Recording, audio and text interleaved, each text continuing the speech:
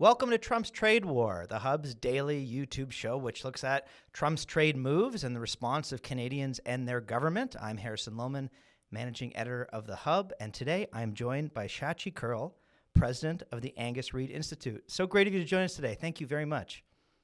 Yeah, it's good to be back with you. Crazy times, and a lot of movement in the polls.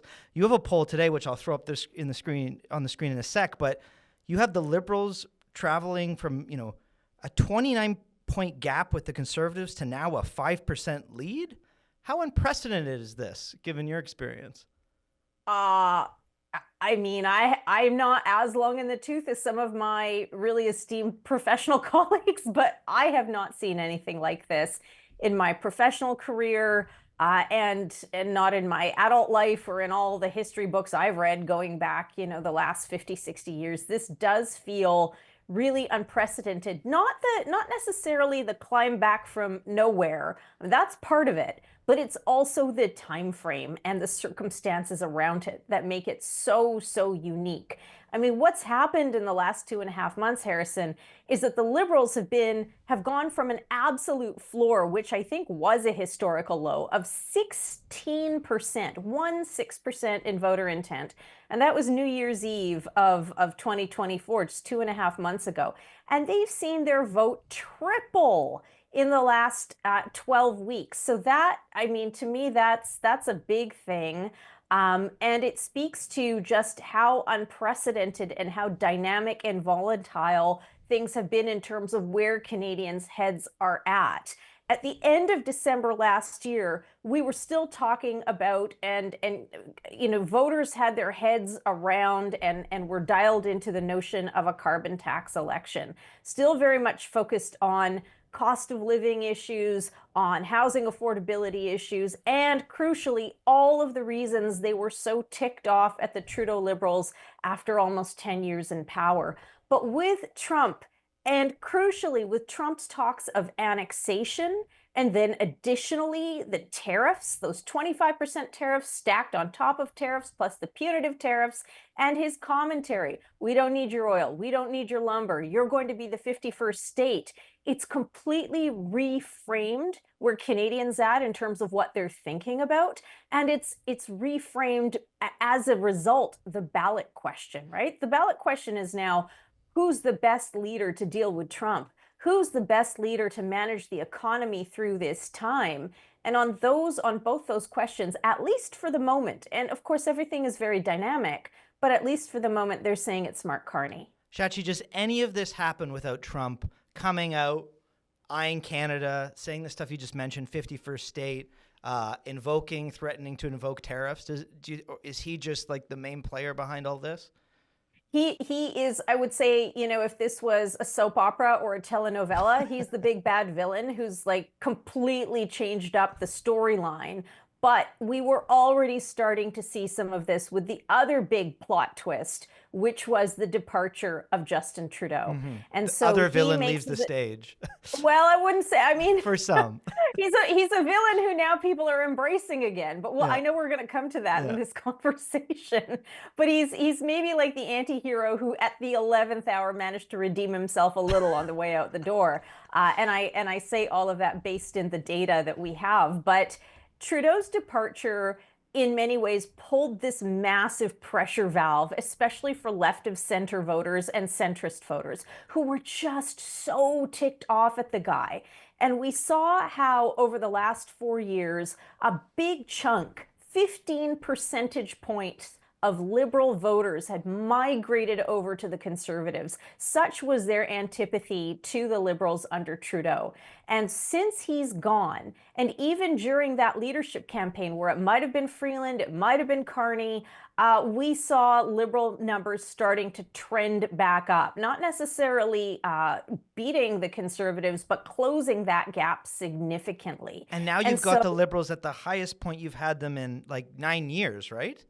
That's right. And so that's been driven by two things. One of those things is the fact that some lapsed Liberals have started coming back to the party and coming back from the Conservatives to the Liberals again. But the other big thing, and you see that there in the graph, is the way the NDP vote has basically eaten itself from the inside out, going Below from 10%. 21% to 9% now, to single digits. Unbelievable. Okay, let's just take a closer look at this. How solid is that support, though? How does that liberal support compare to, say, the conservative support? Yeah, the conservative vote traditionally is pretty rock solid. And at the moment, it is not as rock solid as we've seen it in the past. I mean, conservative vote retention, I have seen sometimes as high as 84, 86%. Wow. And what do I mean when I talk about vote retention? It means that the people who voted conservative in a previous election come back to vote conservative in a future election. We're still seeing conservative vote retention higher than that of the other parties. So it's 66%. That means 2/3 of past conservative voters say that they're going to come back to the conservatives this time, compared to just half of past liberal voters, 2021 liberal voters, but about half of 2021 liberal voters say that they're going to come back to the party again. All of which to say it's still pretty dynamic. And one of the big trends that we know in terms of recent history, think about the last decade, decade and a half, is the left or center vote is pretty dynamic. And that also includes the bloc vote in Quebec to an extent. I like to call it a mile wide and an inch deep. There's way more left of center voters than right of center voters in Canada. But the question is, like, where do they land? And think back, cast your mind back to 2015 when it was that summer before that 2015 election. The NDP was actually in a very strong second place, nipping at the Conservatives' heels under Stephen Harper. And it was Tom Mulcair who was being considered as the person who might topple the Harper Conservatives. Everything changed over that summer, and we saw left of center voters who were voting NDP migrate over to the Liberals. So the big question now, Harrison, is does that NDP vote that has abandoned Jagmeet Singh lock in with Mark Carney, or do some of those voters figure out that this is actually a central banker who's making noises and saying things about fiscal discipline, and they might realize that, oh, actually, maybe he's not our guy after all? Or does the motivation to stop a conservative government and a conservative candidate, take precedence over whatever their misgivings about a centrist central banker might be? So we don't know the answer to those questions yet, and that's why it's so dynamic. I like to say these numbers are up, down, sideways, and diagonal. I don't know where they're going to be tomorrow. I literally don't. You can see the NDP playing with this narrative with their ads about him being for the billionaires, etc. Okay, let's go to graph 2 here. So you mentioned leaders. Look at these leaders when it comes to both external and internal factors. When it comes to dealing with the trade war, a 25% gap between Carney and Poilievre, looking at those in favor of Carney. Expanding trade, a 26% gap. There's less of a gap there when it comes to domestically, but what jumps out for you when you look at these numbers? Well, definitely, I think some of the things that we haven't heard from Pierre Poilievre, not only in the last 2 months, but traditionally over time, is sort of articulating a view and a vision for where he stands on a lot of international, bilateral, multilateral matters. He's been very domestically focused. And, I'm not going to poop on the guy too much for that, because that is where Canadians have been. They have been focused on domestic affairs, the cost of bread, the cost of rent, the cost of their bills, access to primary health care. So again, what we're trying to figure out right now is what floats to the top as the ballot question. Right now, it still feels very much that the ballot question has been reframed to a larger question about dealing with Trump, about diversifying trade and protecting the economy and Canada's place in the world economically. But, one thing that multiple campaigns have taught me over the years, Harrison, is you never know ultimately what the ballot question will be. And as much as politicians try to frame the ballot question, or as much as journalists and analysts try to tell you predictively, preemptively what the ballot question will be, it often tends to be something that crops up over the course of a campaign, sometimes things that people don't necessarily see coming, including those of us who are supposed to know what's going on. Yeah, a lot of us didn't see this coming. Like, I don't know how much you talk to your fellow pollsters internationally, but we've got to be some sort of outlier in that, as many other countries in the West turn towards populism, you have a bunch of Canadians looking towards a technocratic, business-minded, some would argue bland individual who has experience in business, who is, looks more elite than than others. Like, this is a bit exceptional, this Canadian case being in that he is the foil to Trump. Yeah, the exception is driven entirely 1,000 bazillion million cajillion percent by no margin of error by Trump in all of this, right?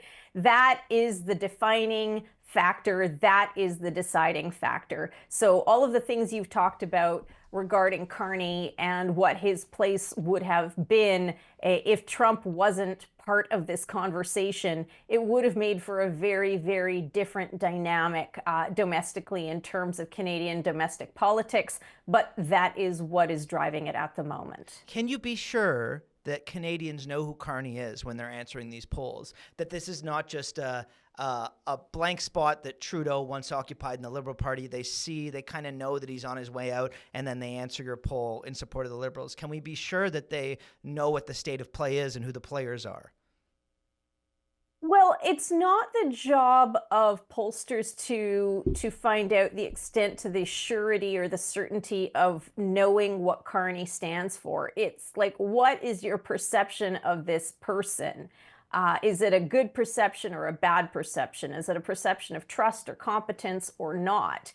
And, we collect the data. We take that hot take from Canadians, and whether it's the correct take or not, an accurate take or not, it is what respondents say they feel. And then that becomes the thing that politicians either want to lean into if it's seen as a good take, or overcome if it's seen as a negative take. But in terms of do they know who this guy is? Do they know what he stands for? We don't want to purchase the answer from respondents. We don't want to give them a whole lot of information about this is the guy, this is what he stands for, because that gets very subjective very quickly. So it's do you have a favorable or unfavorable view of Liberal leader at the time before he was sworn in, Mark Carney? Yes or no? Is it favorable or unfavorable? They're going to tell us what they think. Who do you trust most to deal with these issues? Who do you think is best on this suite of issues? You put the names in front of the respondents,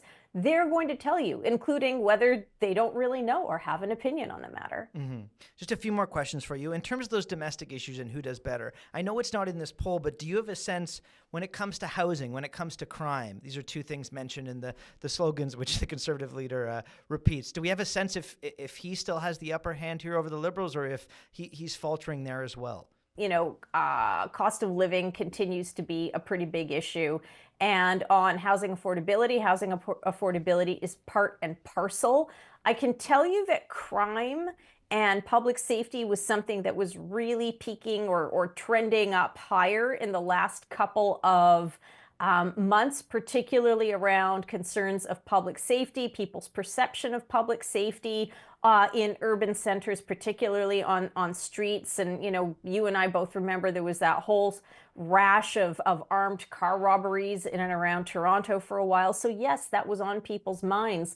Again, what has superseded almost everything top of mind for Canadians is the Trump factor, the trade wars, annexation, tariffs, impacts on the economy. Doesn't mean that housing affordability doesn't matter anymore as a ballot issue. Doesn't mean that access to healthcare is no longer a ballot issue.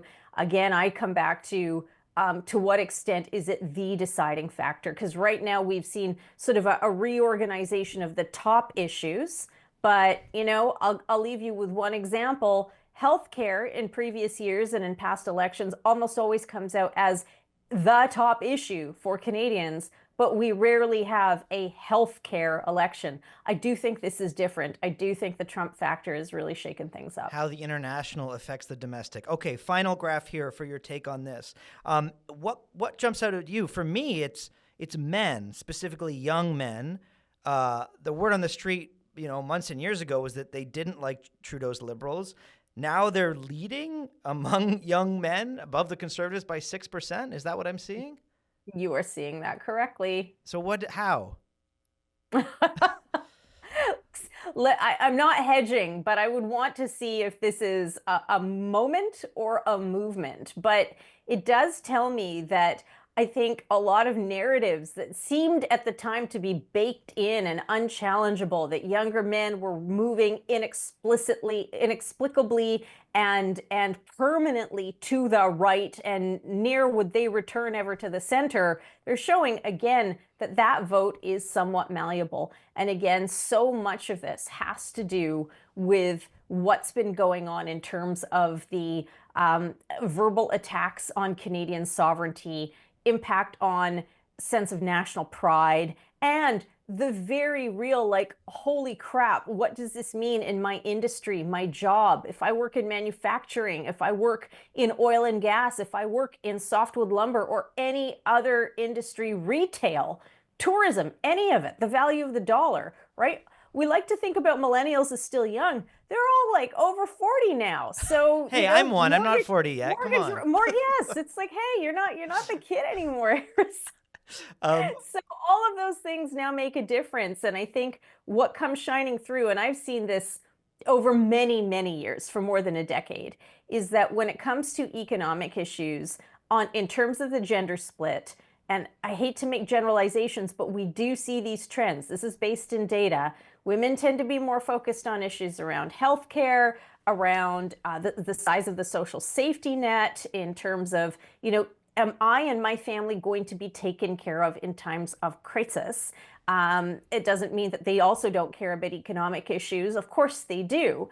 But with men, it's less about the social policy aspect of things and much more about the economic policy aspect of things. And, I think we're seeing, and this is why I say, is this a temporary thing or is it more of a trend? We're seeing at least men looking at Carney and saying, well, there's at least some credibility in their minds. What they're saying is we see credibility in Carney as well. Okay, last but not least, you talk about former Prime Minister Trudeau exiting stage right, left, wherever you want to say it. Explain to us how big of a jump his reputation takes in the last few weeks, given how it was in the sewer over the last few years. What does that spike look like to you? So, as bad as the numbers were for the Liberals, his personal approval was never as bad as, say, Brian Mulroney's, which, hit the nadir, hit the absolute skids at about 9%. Like, it was bad. It was really bad. Trudeau's numbers were not fantastic. Towards the end of his career, his approval was hovering just over 20%, but it had never sunk as low as the single digits. And it's so funny. It's probably not funny to him, Harrison, but I can't help but have a moment to pause on the cruelty of timing. So think back all the way to 3 months ago and mid-December of last year, and the whole blow up between Trudeau and Freeland and Carney, and that ill-fated cabinet shuffle that didn't really end up happening, or it did, but it was so overshadowed by how angry the Liberal caucus was and how liberal dumb, the Liberal universe was at Trudeau. If he had managed to not do that, it felt like another Trudeau own goal, of which there have been many over the last decade. 2.5, 3 weeks later, he was handed an opportunity to do what he does best, which is shine in times of crisis. So Trump is sworn in, he starts threatening the tariffs, he starts repeatedly talking about annexation, and all of a sudden Trudeau does what he does and did what he did, as he had done in the early weeks of the COVID-19 pandemic. He brings the country together. He reassures people. He also says, "Oh hell no, we're not going to stand up to. We're not going to sit down. We're going to stand up to all the things that Donald Trump is talking about." And of course, Canadians rally back around him. And what is the coda to all of this? His approval on departure sits at 47%, which is a pretty high number. It's just crazy to think that as a result of him waiting so long and being so stubborn to be pushed out, He got to face a lot of criticism for that. But as a result of doing that the way he did, he then goes out on some sort of a high for many Canadians. So what a wild whirlwind. That's Sachi Curl, president of the Angus Reid Institute. Thank you so much for joining us. It's always a pleasure. Have a great day.